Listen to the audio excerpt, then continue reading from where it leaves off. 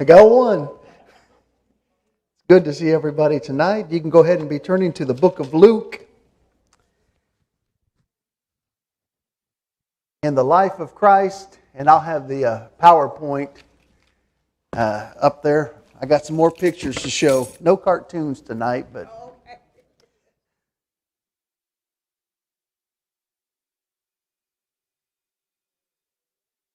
And we're going to be looking at the healing of the demonic and then Peter's mother-in-law. They were making fun of me because they caught me squinting at my monitor last week. And yes, I'm at that age. But I'm not ready to admit it yet that I need glasses. Good to see Brother Worley here with us tonight. I didn't expect to see you. Keep on ticking. That's good. He just got out of the hospital. And so it's good to see him tonight. I'll never forget one of the things that really stuck out, and I think it was in Brother Taylor's autobiography, the one that Irene Taylor wrote, or maybe it was in another sermon that he wrote. But anyway, he talked about how when he was young, his dad said, "Boys, it's just raining too hard. I don't think we're going to go to worship this morning," because it was just, dirt roads. They had to walk to church, and it had just been muddy the whole way.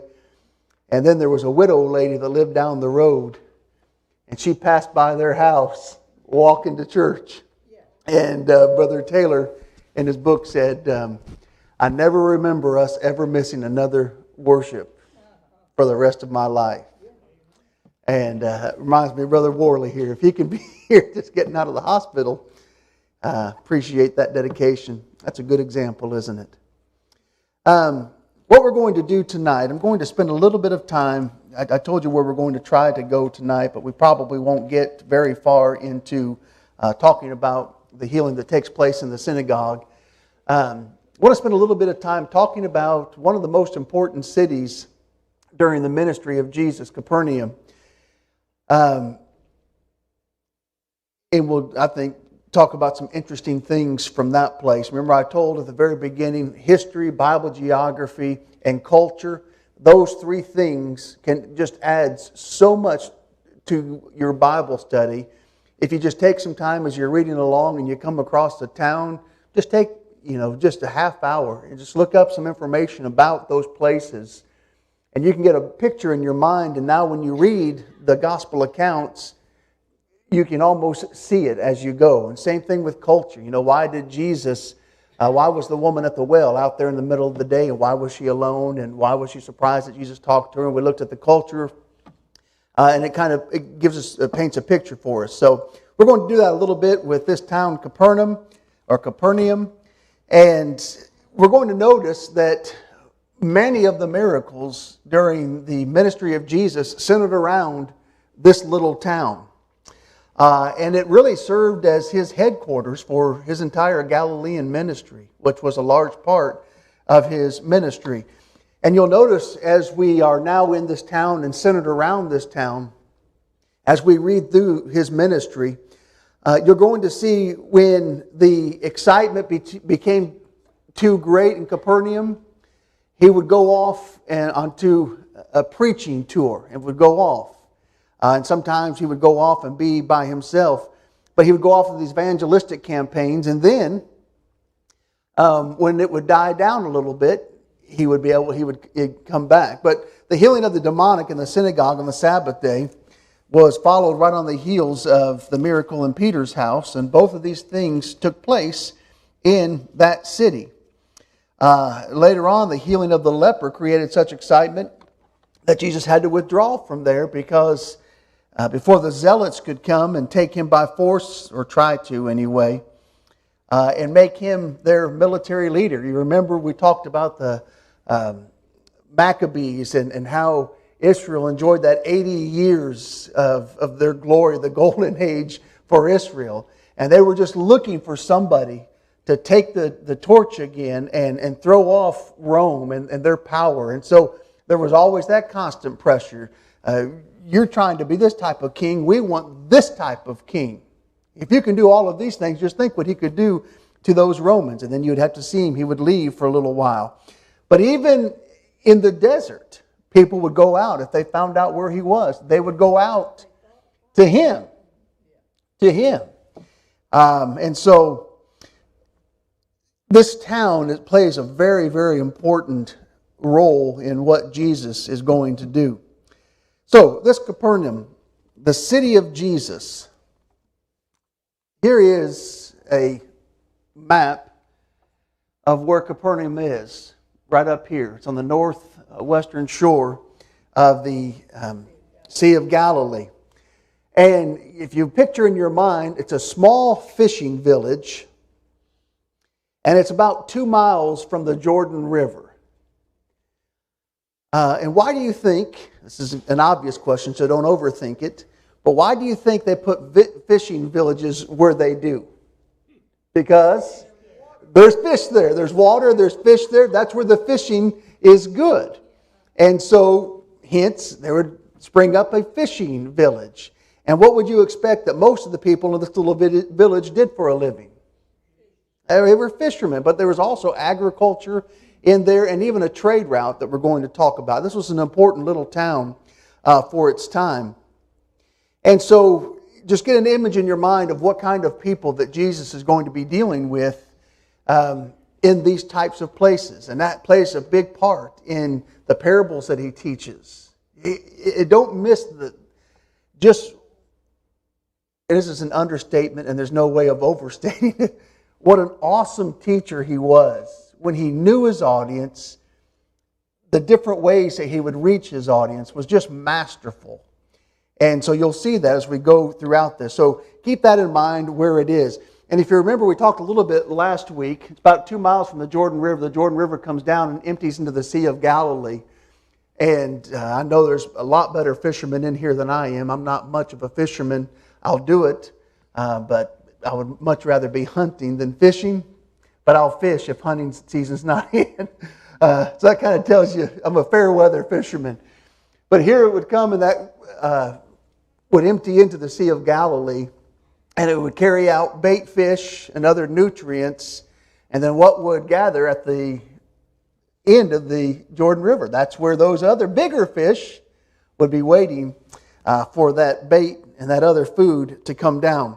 It's not mentioned in the Old Testament, the city of Capernaum, but it's mentioned 16 times in the New Testament. 16 times in the New Testament. As a matter of fact, look at Matthew chapter 9, verse 1. Matthew chapter 9, verse 1. This is one of the reasons I'm making such a big deal out of it. Because it says this. Matthew chapter 9, verse 1. It says, so he got into a boat, talking about Jesus, crossed over and came to his own city. Guess what city that is? It's Capernaum. Where was he born? Bethlehem. Where was he raised or reared? He was reared in Nazareth. So why in the world is Capernaum called his own city? Yeah, well, he spent so much time there, didn't he? I mean, it was his own city. They kicked him out of Nazareth too. Absolutely. So Matthew talks about it and says it's the Lord's own city. And think about this as well. Jesus worked more miracles and preached more sermons in and around Capernaum than any other place during his ministry, his 3.5 years of ministry. So that's where the action was. That's where the action was. Have you ever seen these golfers? And I've never been to a professional golf tournament, but I'm told you can go and you can either choose a seat at one of the holes, we'll just say the 18th hole, and watch all the golfers that come through there. So you're going to see all the golfers. Or you can choose a golfer and just follow him all around, or her all around. Wherever they go, you can watch that person the whole time. But at the Masters, everybody wants to be in that last hole because it might come down to that hole to determine the winner. And that's where all the excitement is. And so they've got bleachers and everything set up. That's where the action was. If I were going to have to sit and wait, I would have waited in Capernaum because so much was done in that area. And so you'll notice this city. As I said, the residents of this prosperous town were working in agriculture. There was a trade route that ran closely through there. But mostly, there were fishermen that worked in that area. And so what kind of people do you think we're talking about here? Are they Harvard graduates? Of course, Harvard wasn't there at that time.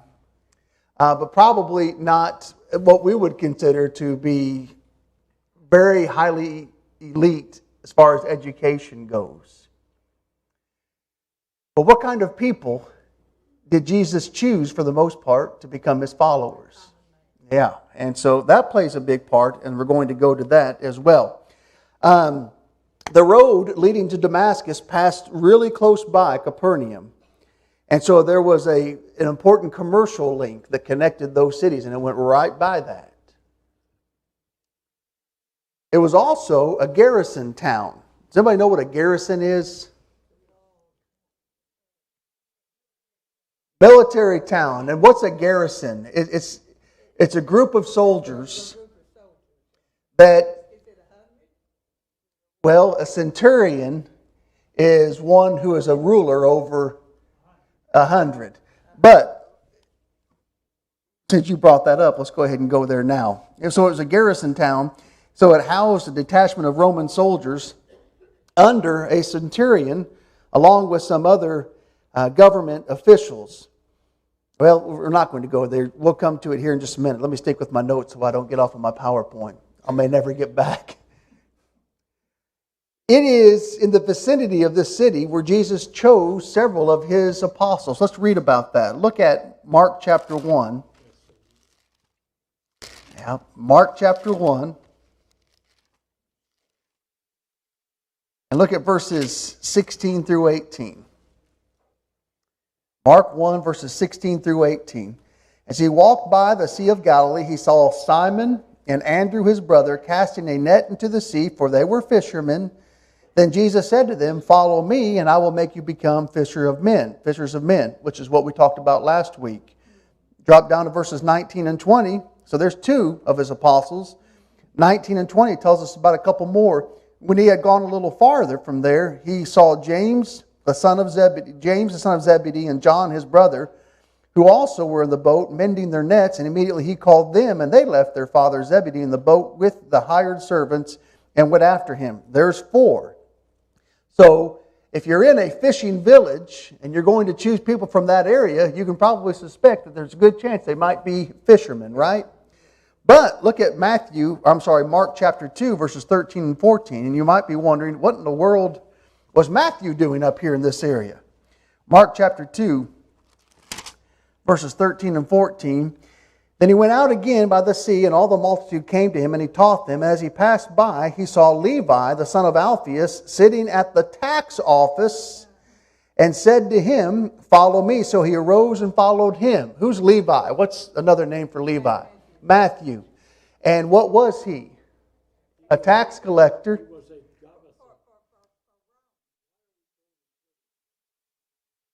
That's a good question. Tell me, please do. He had no one that he could hire because he's an honest man. So nobody was sitting there in his place.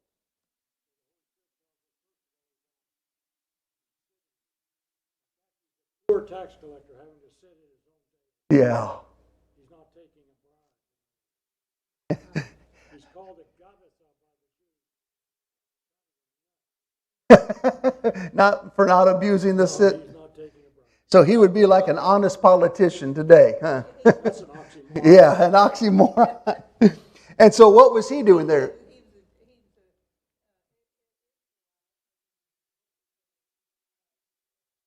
For Rome, tax collecting, that's right.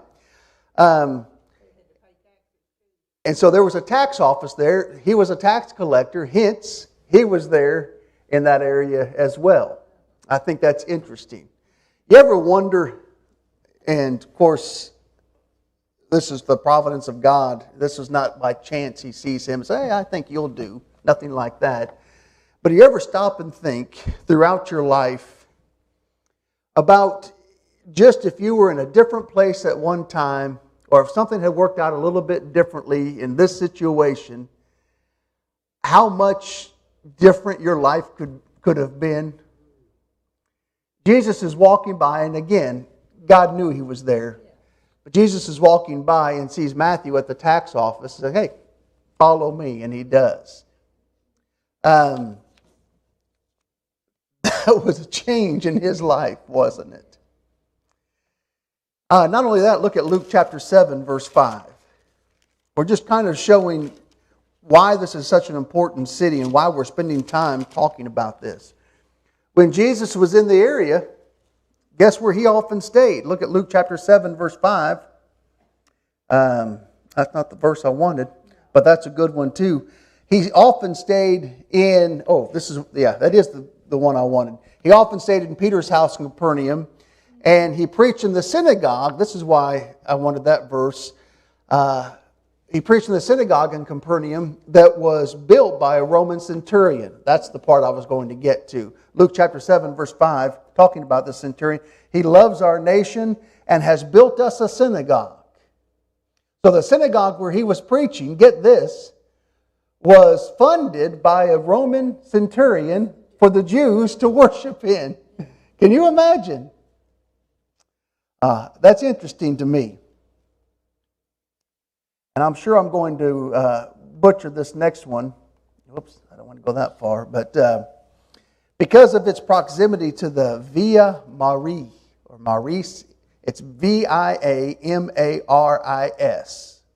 It's what it was actually called, which was an ancient trade route. Because of its proximity close to that trade route that went on down into Egypt, Capernaum had a tax office, and that's why Matthew was there. Because guess what those tax collectors would do from those traders that were going to be passing by their city? Hey, you want to continue on? You give me some. What's that? A good question.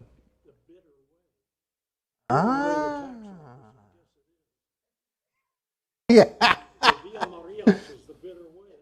The bitter way. That's interesting. Yeah. The bitter way. I've been to the tax office. That is the bitter way. You don't normally come through the tax office with good feelings, do you? I don't know.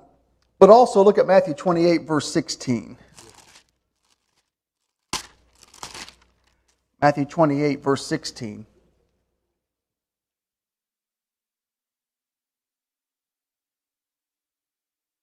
Prior to his ascension into heaven, Jesus gave the Great Commission after the 11 disciples went away into Galilee. Look at Matthew 28, verse 16. Then the 11 disciples went away into Galilee to the mountain which Jesus had appointed for them. When they saw him, they worshipped him, but some doubted. So notice that the 11 disciples went away into Galilee to the mountain which Jesus had appointed. This is an important area, very important area. Now, here's the thing, and this is one of the reasons why I bring this up. And this is a sermon that I wish, thinking about it, I would have saved for a sermon, but just forget that you learned it tonight, and I'll preach it Sunday, and it'll be impressive. Remember what I said. He taught more in this vicinity than the other places where he was. And one of the reasons is because he was there for so long. He worked more miracles in this vicinity than any other place. So what would you expect? And don't say it out of, if you know the answer.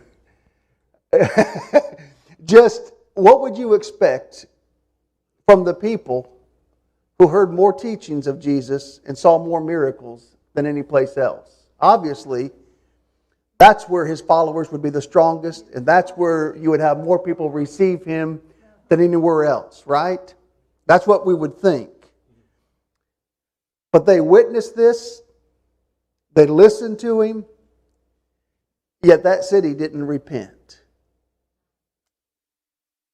Even though they had been the center of Jesus' ministry, it was doomed. Let's trace this and look. Go back to Luke chapter 9.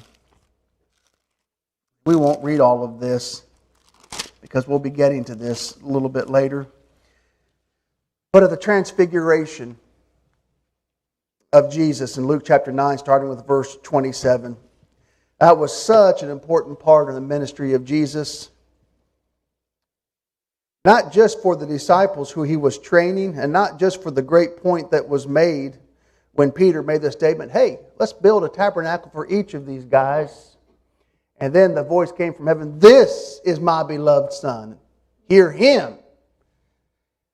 It was also important for Jesus. Look at Luke chapter 9, verse 27. Jesus says, but I tell you truly, there are some standing here who will not taste death till they see the kingdom of God. Now it came to pass about 8 days after these sayings that he took Peter, John, and James and went up to the mountain to pray. And as he prayed, the appearance of his face was altered, and his robe became white and glistening. And behold, 2 men talked with him, who were Moses and Elijah, verse 31, who appeared in glory and spoke of his decease, which he was about to accomplish at Jerusalem. What were they talking about? I think Jesus needed this too. But that's not the point I wanted to make. They go through the Transfiguration. And after this Transfiguration, Jesus appointed 70 others to go into every city and preach where he was about to go. Look at Luke chapter 10, verse 1. After these things, the Lord appointed 70 others also and sent them 2 by 2 before his face into every city and place where he himself was about to go. Why do you think he did that? Say it again. Pave the way, prepare for his coming. Good experience for them. So that's right, go out before him. And so they did that. That's right. But then look at Luke chapter 10, starting with verse 13. And these are the woes that Jesus pronounces. Woe to you, Chorazin! Woe to you, Bethsaida! For if the mighty works which were done in you had been done in Tyre and Sidon, they would have repented long ago, sitting in sackcloth and ashes. But it will be more tolerable for Tyre and Sidon at the judgment than for you. And you, Capernaum, who are exalted in heaven, will be brought down to Hades. Now, that's the New King James Version. The American Standard has a good reading of this, as well as the New American Standard. Let me just read what the New American Standard, I think it makes a little bit plainer of what it teaches. It says, verse 15, and you, Capernaum, will not be exalted to heaven, will you? It shows it's a question. You will be brought down to Hades. And then, as I was looking at this morning, I looked at the New American Standard Version Study Bible. I read the comments on this verse. And it has this: Capernaum, Jesus' headquarters on the north shore of Galilee, whose inhabitants had many opportunities to see and hear Jesus. Therefore, the condemnation for their rejection was greater. Look at verse 15, and let me read it to you again. This is from the New American Standard. And you, Capernaum, will not be exalted to heaven, will you? You will be brought down to Hades. And then verse 16, watch it. He who hears you hears me. He who rejects you rejects me. And he who rejects me rejects him that sent me. Capernaum is in that group. Now, what about the riots in Capernaum? Do you read about that much? Well, I know we're just starting this, so we haven't gotten too deep into it, but I know you've read the gospel accounts before, and you don't. Where was he when they tried to throw him off the cliff? That was in Nazareth. That never happened at Capernaum. The cities didn't attack Jesus. They did not drive him out of their gates. They did not seek to crucify him. They simply just disregarded him.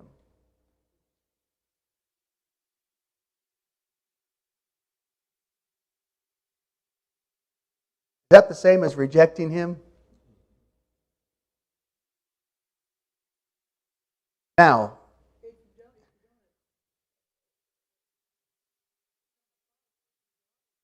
right. And here's the thing, and this is why, certain times, and I know as we were reading through the New Testament last year, 5 chapters every week. We read through the New Testament 5 times last year. I know you saw this, at least I'm sure you did as you were reading it, because I know I did, that one day I would read the 5 chapters. The next day I would read the same 5 chapters. The next day I would read the same 5 chapters. And then the next day I would read the same 5 chapters and say, I've never seen that before. And it would hit you right between the eyes. This is one of those passages that as I was reading, preparing for this class, it hit me right between the eyes. And here's why, and here's the point. If I were going to be preaching this, that I would really try to drive home. Where do you think would have been the Capernaum today, as far as the Lord's church? In the last 100 years, what country do you think would have been the Capernaum? Yeah. It's where the church has been the strongest. And I want you to think in your lifetime, how many sermons you've heard, Bible classes you've heard, how many spiritual songs that you've sung.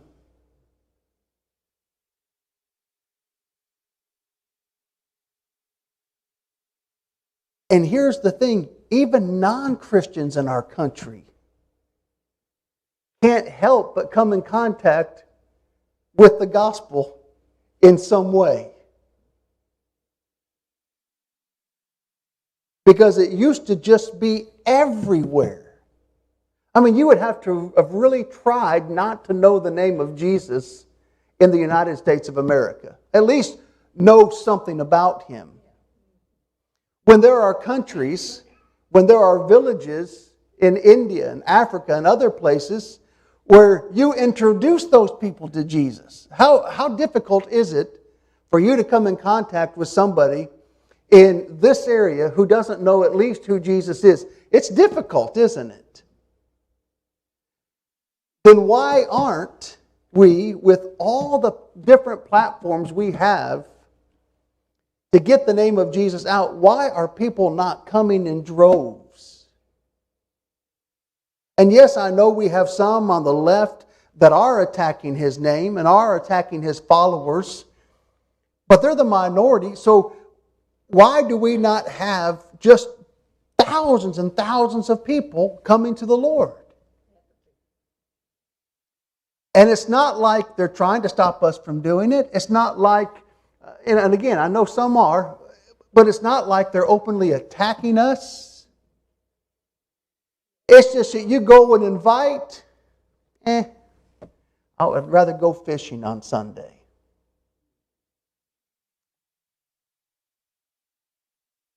And that hits. But you go a little bit further with it. This is where I was really thinking. You know, every Sunday, and any preacher, any teacher would tell you the same thing, that you know in the audience, and you're not doing this because you're critically judging or anything like this. Preachers strive never to prepare a sermon with one person in mind. You don't do that. If you have something to say to somebody, you go and you talk to that person. I think that's an ungodly thing to do. But what I'm saying is, as you're preparing those sermons, the thoughts of some people who you know will be there come into your mind and you think, maybe this will be the day. And then they just sit there. They might even tell you a good lesson, might even pat you on the back, but they never act upon what they've heard.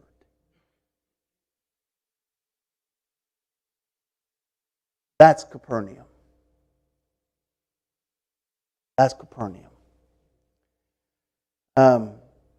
If I called the name of the place, some of you would know the person that I'm talking about, so I'm not going to do that. But this man, his wife, was a faithful member of the church. And he was just as nice as any member of that congregation. This, her husband. Sweet, sweet, sweet man. And he went with her every Sunday, every Wednesday. If there was a gospel meeting there, he was there. I mean, he never missed. If you didn't know, you would have thought, this guy's a member, because he gave. He would unlock the doors if he got there first. You know, he was just all of that. And that man listened to all of the greats of the past. You know, some of my preaching heroes. And one of them was talking about this because he was from that area. And he talked about how when that man, when he would first go there to preach in meetings, and he preached there quite often, he said during the invitation song, that man would be holding onto the pew in front of him. And you could tell it was getting to him. You might know who I'm talking about by now, but he would hold onto the pew. But he said by and by over the years, as he would go there and preach, during the invitation song, he didn't have a care in the world.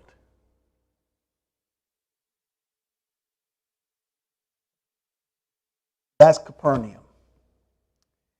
And God help us never to get a heart like that. Do you know how blessed you are to live in the Bible Belt, to hear gospel preaching, gospel teaching, get your hands on good gospel writings? I mean, how many Bibles do you have in your house? You probably don't even know the answer to that question. Do you know how blessed we are? I couldn't tell you the answer to that question, and I'm the one that asked it. But knowing the information, seeing the power without acting upon it, gets you nowhere, does it? So it's an important city, but boy, it's sad, isn't it? Any comments, questions, thoughts? That was a sermon, I guess, wasn't it?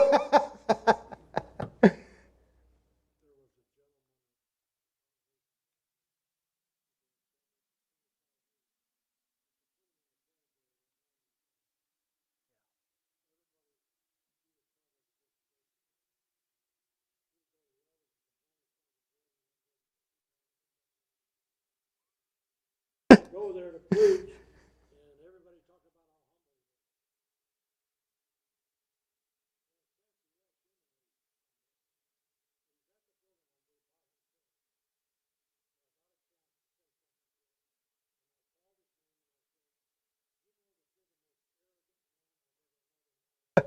he is. He was shocked.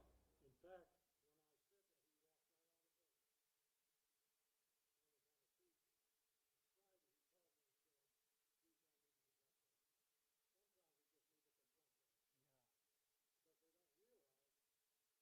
arrogant they are to hear. How many? Everybody should hear the gospel once, brothers and sisters, before anybody hears it. Not. And I know there are folks that sit here and who need to be baptized. You know, and this is not story time, but it brings me to another story. And he knows who this person is. He held a meeting for us up in Indiana at Town Acres. And this man liked to think of himself as a Bible scholar. When Brother Mosher came up there, he just loved his preaching. And I preached one time. He was a member of a particular denomination. And I mentioned about the fallibility of the Pope. You know, the Pope is not infallible. And it made him very, very angry. And he told me as he was leaving, you know, he had come there with his wife. He told me as he was leaving, he said, if you keep on preaching like that, you're going to lose me. And if I would have been like Brother Mosher, I would have said something. But I was thinking... Well, tell them when he was baptized. Yeah. I was thinking is, how can we lose you when you're not even here? You know, he was there physically. And I think that is some of our hesitancy about, we're just hoping if they'll come the next time, they'll come the next time, come the next time. At some point, we've got to tell them. We've got to tell them. But that man, his name was Al Pinkowski. He obeyed the gospel. When Brother Moshe came up there, it was during that meeting. That encounter that I had with him was before that meeting. But he came up.